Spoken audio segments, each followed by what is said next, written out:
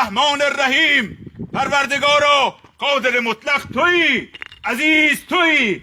خدایا با توسل به آیه نورانیه و ما رمیت از رمیت ولکن الله رما و به نیابت از همه این مردم که در سرما و گرما در خیابان برای اقامه دین تو ایستادند، دشمنانت را به دست پرتوان این مردم ذلیل کن.